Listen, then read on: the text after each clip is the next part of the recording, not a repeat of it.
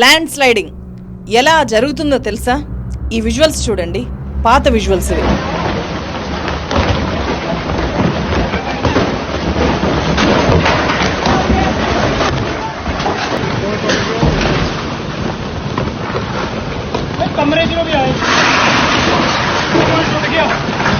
కేరళని వరదలు ముంచెత్తి ఇప్పటికి 5 రోజులైంది. నేను ఈ వీడియో రికార్డ్ చేస్తున్న టైంకి 358 మంది చనిపోయారు. ఇప్పటికీ మృతదేహాలని బయటికి తీసుకొని వస్తూనే ఉన్నారు. ఈ నంబర్ ఎక్కడి దాకా వెళ్ళి ఆగుతుందో తెలియదు. ఈ విజువల్స్ ఒకసారి చూడండి. కల్పెట్టా ఫారెస్ట్ రేంజ్ పరిధిలో ఓ గిరిజన కుటుంబం చిక్కుకుపోయింది. భర్త, భార్య, 4 పిల్లలు 5 రోజుల నుంచి తిండి నీళ్లు లేకుండా పూర్తిగా నీరసించిపోయారు. అడవుల్లో బాధితుల కోసం వెతుకుతున్న ఫారెస్ట్ ఆఫీసర్స్ వాళ్ళని ఐడెంటిఫై చేశారు. వాళ్ళ దగ్గరికి వెళ్ళి రెస్క్యూ చేయడానికి ఏ మాత్రం వీలు లేకపోతే తాళ్ళ సాయంతో ఒక కొండని ఎక్కి అక్కడ నుంచి కింద పడితే వీళ్ళ ప్రాణాలకి చాలా ప్రమాదం. అయినా సరే ట్రెక్కింగ్ చేసిన విధంగా ఎక్కి 4 పిల్లల్ని వీళ్ళ శరీరాలకి కట్టుకొని వచ్చి వాళ్ళని రెస్క్యూ చేసి కిందికి తీసుకొని వచ్చారు. ప్రాణాలకి తెగించి వాళ్ళ దగ్గరికి వెళ్ళి ముందుగా వాళ్ళకి తినడానికి ఆహారం పెట్టారు. అప్పటికే వాళ్ళు పూర్తిగా నీరసించిపోయి ఉన్నారు 5 రోజుల నుంచి. అంటే జూలై 30 నుంచి వాళ్ళు ఎలాంటి ఆహారం తీసుకోలేదు, పూర్తిగా బక్కచిక్కిపోయి ఉన్నారు. సో అలాంటి వాళ్ళని అటవీ సిబ్బంది కిందికి తీసుకొని వచ్చారు. వైనాడ్ శవాల దెబ్బగా మారిపోయింది. వర్షాల ధాటికి అల్లకల్లోలంగా మారిపోయింది. కొండ చర్యలు విరిగిపడిన ఘటనలో ఇప్పటి వరకు 200 మందికి పైగా మరణించినట్లు కేరళ వైద్య ఆరోగ్య శాఖ ప్రకటించింది. కేరళ మీద ప్రకృతి ప్రకోపం చూపించింది. ఈ విలయానికి కారణాలేంటి? ఇది ఒక్క కేరళకే పరిమితమా? పర్యావరణం మోగిస్తున్న డేంజర్ బెల్స్ ని ఎలా అర్థం చేసుకోవాలి? అర్థం చేసుకోవడం అనేది ఇప్పుడు తక్షణ అవసరము. అందులో భాగమే ఈ video. God's own country Kerala. Wayanad జిల్లాలో అనేక ప్రాంతాలు ఇప్పుడు మృత్యు దిబ్బల్లా మారాయి. 48 గంటల్లో 58 సెంటీమీటర్ల భీకర వర్షపాతం పడ్డము, ఫలితంగా కొండ చర్యలు విరిగిపడ్డము, చెలియార్ నది ఉప్పొంగడము. జూలై 30 నాటికి వైనాడ్ జిల్లాలో ఉండే మెప్పాడి, చురల్మ, మందక్కాయి, అట్టమల, నులుప్పూజ ప్రాంతాలు మృత్యు దిబ్బల్లా మారాయి. వైనాడ్ జిల్లా ప్రకృతి అందాలకు నెలవు. చురల్మ, మెప్పాడి మొన్నటిదాకా ఇలా ఉండేవి. భీకర యుద్ధం తర్వాత ఎటు చూసిన శవాలు, శోకాలతో విషాద వాతావరణం ఎలా ఉంటుందో, ఒక భీకర యుద్ధం తర్వాత ఎలా ఉంటుందో ఇప్పుడు ఈ ప్రాంతాలు కూడా అచ్చం అలాగే ఉన్నాయి. ప్రధాని నరేంద్ర మోదీ తీవ్ర సంతాపం ప్రకటించారు. కేంద్రం మృతుల కుటుంబాలకు 2 లక్షల రూపాయలు, క్షతగాత్రులకు 50,000 పరిహారం ప్రకటించింది. మొన్నటిదాకా వైనాడ్ ఎంపీగా ఉన్న రాహుల్ గాంధీ, త్వరలో వైనాడ్ నుంచి ఎంపీగా పోటీ చేయనున్న ప్రియాంక గాంధీ ఇద్దరు కూడా ఈ వరద బాధిత ప్రాంతాల్లో పర్యటించారు. 3 రోజుల తర్వాత కూడా 100 మంది ఆచూకీ దొరకట్లేదు. ఎటు చూసినా నేలకూలిన భవనాలు, బురదతో నిండిపోయిన వీధులు, నిట్ట నిలువునా చీలిపోయిన ప్రాంతాలు, కొట్టుకొచ్చిన భారీ రాళ్లు ఎక్కడ చూసినా కనిపిస్తున్నాయి. ఈ ఫోటో చూడండి. వైనాడ్ విషాదాన్ని ఈ ఒక్క ఫోటో చెప్తోంది. ఇల్లంతా బురదమయంగా మారింది, ఇంట్లో వాళ్ళెవరూ లేరు. ఈ ఫోటో అక్కడ ఎంత బీభత్సం జరిగిందో చెప్పే ఒక విషాద సాక్ష్యంగా మిగిలింది. ముండక్కల్ గ్రామం ఉన్న స్థానంలో ఇప్పుడు మట్టి, బురద, రాళ్ళు, నేలకూలిన చెట్లతో నిండిపోయి ఒక నది ప్రవహిస్తున్నట్లు మనకు కనిపిస్తోంది. గతంలో అక్కడ నదేమీ లేదు, బట్ ఆ ఊరు ఇప్పుడు ఏరయింది. ముండక్కై దగ్గరలోనే చెలియార్ నది ఉంటుంది. ఆ నదిలో నుంచి మృతదేహాలు ప్రవహిస్తున్నాయి. కొండ చర్యలు విరిగిపడ్డ చోటు ఉన్న మృతదేహాల కంటే కూడా ఈ చెలియార్ నదిలో ప్రవహిస్తున్న మృతదేహాల సంఖ్య చాలా ఎక్కువగా ఉంది అని చెప్పి వాటిని బయటికి తీసుకొని వస్తున్న రక్షణ సిబ్బంది చెప్తున్నారు. ముండక్కాయి 4 దశాబ్దాల్లో 3 సార్లు ఇలాంటి ప్రకృతి ప్రకోపాన్ని చవిచూసింది. 1984లో ఒకసారి, 2019లో ఇంకొకసారి కొండ చర్యలు విరిగిపడ్డాయి. అప్పుడు కొద్దిగా ప్రాణ నష్టము, ఆస్తి నష్టంతో బయటపడ్డ ముండక్కాయ్ ఇప్పుడు పూర్తిగా తుడిచిపెట్టుకుపోయింది. ఇలా ఒక్కసారిగా జీవితాలను చిదిమేసే ఘటనలే కాదు, రోడ్ యాక్సిడెంట్స్, ట్రైన్ యాక్సిడెంట్స్, మనిషిని మింగేసే వైరస్ లాంటివి మన జీవితం మన చేతుల్లో ఉండదు అని చెప్పి చాలాసార్లు తెలియజేస్తూ ఉంటుంది. అలాంటప్పుడు సంపాదించే వ్యక్తికి ఏదైనా జరిగితే ఫ్యామిలీ కండిషన్ ఏమైపోవాలి? ప్రభుత్వాల మీద భారం వేయలేం కాబట్టి మన ఫ్యామిలీ సేఫ్టీని మనమే చూసుకోవాలి. ఆ సేఫ్టీని ఇన్సూరెన్స్ ఇస్తుంది. టర్మ్ ఇన్సూరెన్స్ అయినా, హెల్త్ ఇన్సూరెన్స్ అయినా సరే. సంపాదించే వ్యక్తి సడన్గా లేకుండా పోతే టర్మ్ ఇన్సూరెన్స్ ఫ్యామిలీని ఆదుకుంటుంది. అనారోగ్యం ముంచుకొస్తే హెల్త్ ఇన్సూరెన్స్ కాపాడుతుంది. ఇప్పుడు 2 కోట్ల రూపాయలు వచ్చే టర్మ్ ఇన్సూరెన్స్ 600-700 రూపాయల తక్కువ ప్రీమియంతో కూడా స్టార్ట్ అవుతోంది. 51కి పైగా కంపెనీలు ఈ టర్మ్ పాలసీస్ ని ఆఫర్ చేస్తున్నాయి. ₹1,00,00,000 హెల్త్ ఇన్సూరెన్స్ పాలసీలు ₹390 ప్రీమియంతోనే ఇప్పుడు మొదలవుతున్నాయి. సో ఏజు, అనారోగ్య సమస్యల్ని బట్టి ఈ ప్రీమియం అనేది మారుతూ ఉంటుంది.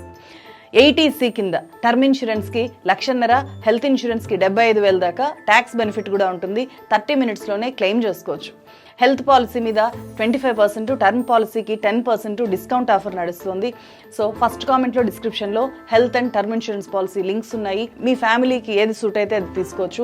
ఒకసారి మీకు హెల్ప్ అవుతుందేమో చెక్ చేసి చూడండి. మళ్ళీ మనం వీడియోలోకి వెళ్దాం. ఆర్మీ, రెస్క్యూ టీమ్స్, ఫారెస్ట్ సిబ్బంది ప్రాణాలకు తెగించి బాధితుల్ని కాపాడడానికి కృషి చేస్తున్నారు.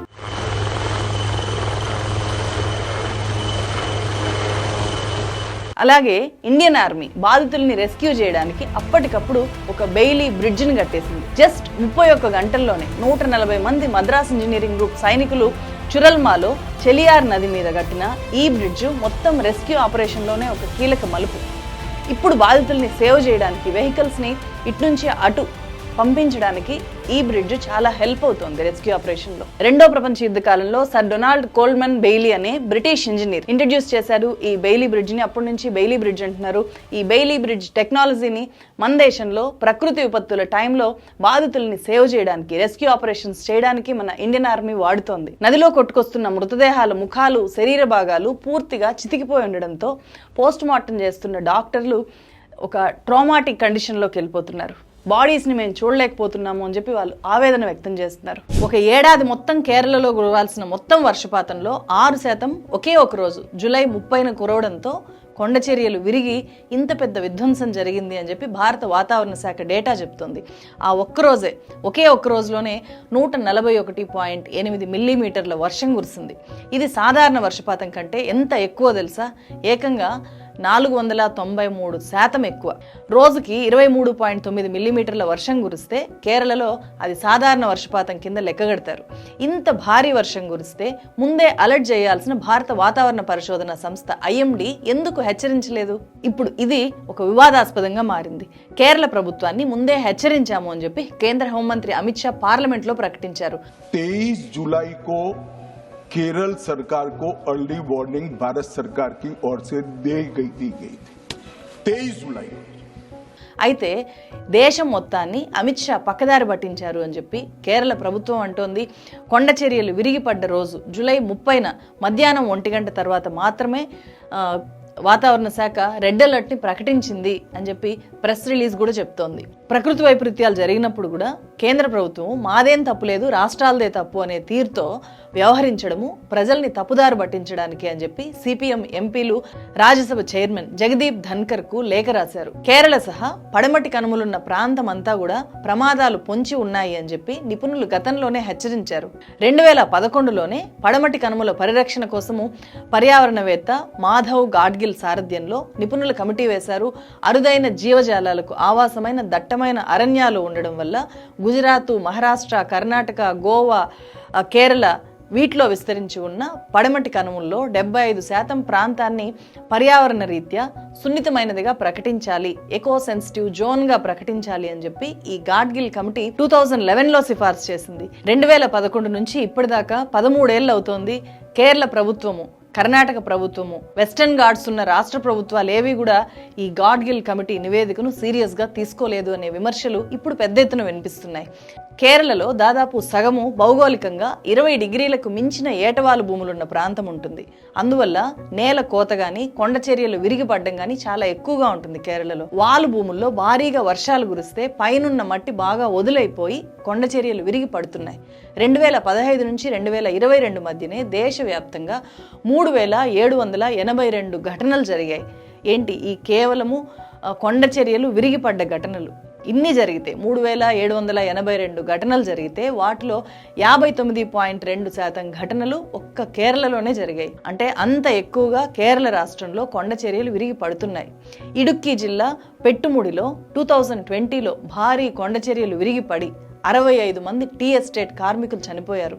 ఉత్తరాఖండ్లో 2023లో చూసాము 1100 సార్లు కొండ చర్యలు విరిగిపడ్డ ఘటనలు జరిగాయి. 1000కి పైగా రోడ్లు డ్యామేజ్ అయ్యాయి ఉత్తరాఖండ్లో. కర్ణాటక, మిజోరాము, అస్సాం రాష్ట్రాల్లో కూడా తరచూ ఈ కొండ చర్యలు విరిగి పడుతూ ఉంటాయి. మన దగ్గర చాలా అడ్వాన్స్ టెక్నాలజీ ఉన్నా కూడా వరదల్ని పసిగట్టేంత తేలిగ్గా, వరదలు ఎప్పుడు వస్తాయి అనేది పసిగట్టినంత తేలిగ్గా ఎప్పుడు ఏ కొండ చర్య విరిగి పడుతుంది అనే దాన్ని పసిగట్టే పరిస్థితి లేదు.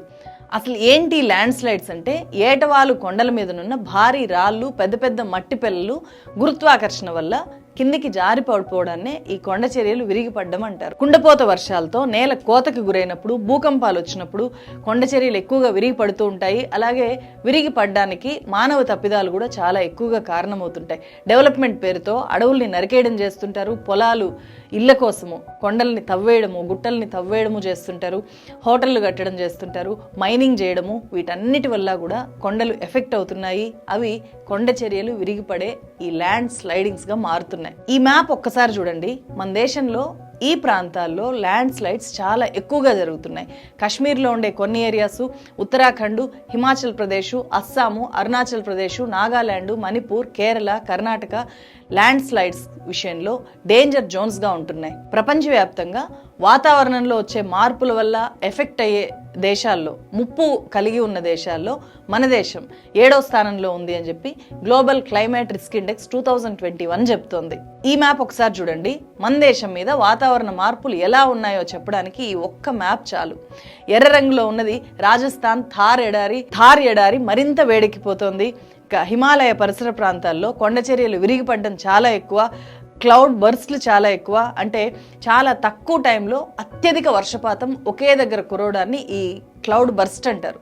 మేఘం పేలిపోయినట్టు వర్షం పడ్డం అనమాట. మనం కుండపోత అంటాం కదా, కుండ సరిపోదు, ఇక్కడ మేఘమే పేలిపోయి వర్షం పడితే ఎలా ఉంటుందో ఆ స్థాయిలో వర్షం పడ్డాన్ని క్లౌడ్ బర్స్ట్ అంటారు.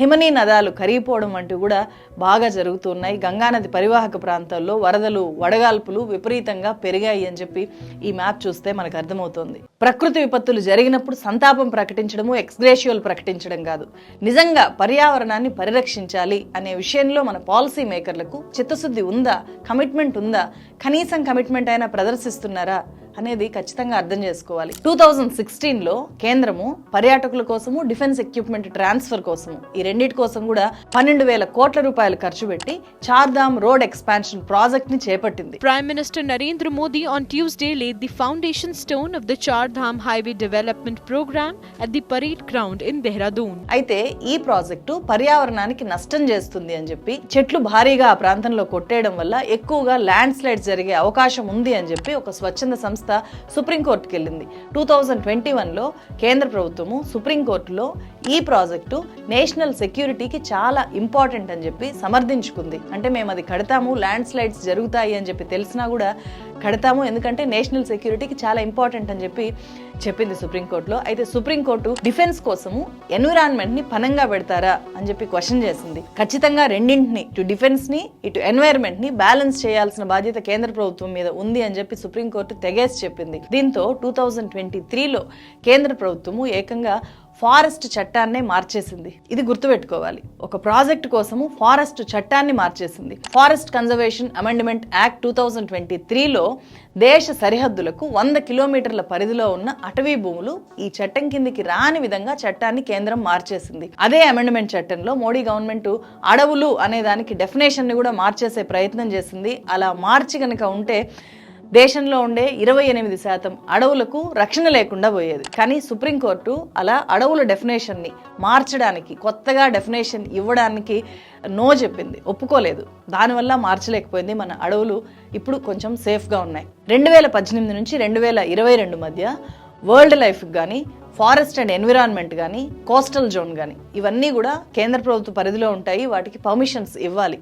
అలాంటి క్లియరెన్స్లు 21 రెట్లు పెరిగిపోయాయి. క్లియరెన్స్లు ఇచ్చేసినవి. ఎన్విరాన్మెంట్ క్లియరెన్స్లు ఇవ్వడానికి గతంలో చాలా ఎక్కువ టైం తీసుకునే వాళ్ళు, క్షుణ్ణంగా పరిశీలించి ఎలాంటి నష్టం జరగదు అన్నప్పుడు మాత్రమే క్లియరెన్స్ ఇచ్చేవాళ్ళు. ఇప్పుడు అలా కాదు. ఎవరు ఎక్కువ ఇన్ఫ్లుయెన్స్ చేస్తే అంత బాగా క్లియరెన్స్లు వచ్చేస్తున్నాయి. 2014లో ఒక ఎన్వైరన్మెంటల్ క్లియరెన్స్ రావాలి అంటే 600 రోజులు పట్టేది. అదే 2021 నాటికి జస్ట్ 90 డేస్లో ఏ క్లియరెన్స్ అయినా వచ్చేస్తుంది. అంటే బాగా ఇన్ఫ్లుయెన్స్ వాడితే తేలిగ్గా అనుమతులు వచ్చేస్తున్నాయి. సో అక్కడ పర్యావరణానికి ఫారెస్ట్లకి ఎంత నష్టం జరిగేది అనేది సెకండరీ అయిపోతుంది. ఇలా క్లియరెన్స్లు ఇచ్చేయడము అంటే పర్యావరణాన్ని ఫనంగా పెట్టడమే. ఋషికొండను దవ్వడానికి వైఎస్ఆర్సీపీ ప్రభుత్వము ఎలా టూరిజం పేరుతో ఎన్వైరన్మెంట్ క్లియరెన్స్లు తెచ్చుకుందో చూసాము. అదే బెస్ట్ ఎగ్జాంపుల్. ఒక్క ఋషికొండనే కాదు, చాలా ప్రాజెక్టుల విషయాల్లో రాష్ట్ర ప్రభుత్వాలు కానీ లేకపోతే ప్రైవేట్ వ్యక్తులు కానీ ఇన్ఫ్లుయెన్స్ ఎక్కువగా ఉండే వ్యక్తులు కానీ ఎన్విరాన్మెంటల్ క్లియరెన్స్ని చాలా తేలిగ్గా తెచ్చేసుకుంటూ ఉంటారు. లద్దాఖ్ రీజియన్లో పర్యావరణాన్ని కాపాడండి అని ప్రఖ్యాత పర్యాటక శాస్త్రవేత్త సోనం వాంగ్చుక్ 20 రోజులకు పైగా నిరాహార దీక్ష చేస్తే కేంద్రం ఏమాత్రం పట్టించుకోలేదు. Today is the beginning of my 21st day of climate fast on water and salt. పైగా వాంగ్చుక్ చైనా ఏజెంట్ అని చెప్పి ఘోరంగా ఆయన్ని అవమానించారు. ఒక్క రోజు కూడా కేంద్రానికి సంబంధించిన వాళ్ళు, కేంద్ర ప్రతినిధులు వాంగ్చుక్తో చర్చలు జరిపింది లేదు. దీంతో ఆయన నీరసించిపోయి చివరికి దీక్ష మానేశారు. బట్ ఇప్పటికే ఆయన పోరాటాన్ని మాత్రం కొనసాగిస్తున్నారు. లద్దాఖ్ ఎంతో కొంత పచ్చగా ఉంది అంటే ఆయన చేస్తున్న కృషి చాలా ఎక్కువగా ఉంటుంది. ఇంకొకసారి ఎప్పుడైనా సోనం వాంగ్చుక్ గురించి ఒక పూర్తి స్థాయి వీడియో చేసే ప్రయత్నం చేస్తాను. ఇక్కడ చూడండి, 777 కోట్ల విలువైన ప్రగతి మైదాన్ టన్నెల్ను ప్రధాని నరేంద్ర మోదీ ఢిల్లీలో 2022 జూన్లో ప్రారంభించారు. అయితే ఇప్పుడు దాని పరిస్థితి ఇది. కొంచెం పెద్ద వర్షం పడితే చాలు ఇలా మునిగిపోతుంది. అంతెందుకు 1300 కోట్లు ఖర్చు పెట్టి చాలా అట్టహాసంగా కట్టిన మోడీస్ పార్లమెంట్ ఇప్పుడు వర్షాలకి ఎలా నీళ్లతో తడిచిపోతుందో మనం చూస్తున్నాం విజువల్స్ లో.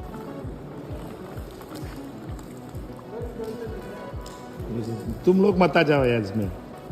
ఇన్ఫ్రాస్ట్రక్చర్ను చాలా గొప్పగా చేసి చూపించుకునే అలవాటున్న మోదీ ప్రభుత్వానికి పర్యావరణం మీద కూడా అంతే స్థాయి శ్రద్ధ ఉంటే బాగుండేది. వాతావరణంలో వస్తున్న మార్పులు ప్రపంచ దేశాల మీద తీవ్ర ప్రభావాన్ని చూపిస్తున్నాయి అనేది వాస్తవం. ఎండాకాలం వస్తే మండిపోయేంత ఎండలు, చలికాలం వస్తే గడ్డగట్టిపోయేంత చలి, వర్షాకాలంలో ఆకాశానికి చిల్లుబడిందా అన్నట్టు కురిసే వర్షాలు ప్రపంచ దేశాలని అతలాకుతలం చేస్తున్నాయి. ఒక్క మన దేశంలో మాత్రమే క్లైమాటిక్ చేంజెస్ ఈ స్థాయిలో ఉండట్లేదు. ప్రపంచమంతా కూడా అలాగే ఉంటున్నాయి. ప్రపంచవ్యాప్తంగా వాతావరణం ఆందోళనకరంగా మారిపోతుంది అనేది ఇప్పుడు ప్రజలు, పాలసీ మేకర్లు అర్థం చేసుకోవాలి. అలా అర్థం చేసుకున్నప్పుడు దానికి అనుగుణంగా పాలసీస్ తయారు చేస్తారు. కేరళ ఘటనకు జస్ట్ 10 రోజుల ముందే ఇథియోపియాలో కొండచేరీలు విరిగిపడ్డ ఘటనలో 260 మందికి పైగా మరణించారు. Indonesia, Nepal, Tanzania, Papua New Guinea వంటి దేశాలు తరచూ ఈ సమస్యను ఎదుర్కొంటున్నాయి. దుబాయ్లో 2024 ఏప్రిల్లో, ఈ ఏడాది మొన్న ఏప్రిల్లోనే భారీ వర్షాలు కురిసి రోడ్లంతా బ్లాక్ అయ్యాయి. ఏడాదిన్నర పాటు కురవాల్సిన వర్షాలు ఒకే ఒక రోజులో 142 మిల్లీమీటర్లు కురిశాయి. దుబాయ్ అంటేనే ఎడారి దేశం కదా. గత 75 సంవత్సరాల్లో ఎప్పుడూ ఇలా జరగలేదంట. అలాగే 2023లో ఎండలు గత 2000 సంవత్సరాల రికార్డుల్ని బద్దలు కొట్టేంత స్థాయిలో ఎండలు కాసాయి. ఆ ఎండల ప్రభావం మంచుకొండం ఆర్కిటిక్ మీద చాలా ఎక్కువగా ఉంది.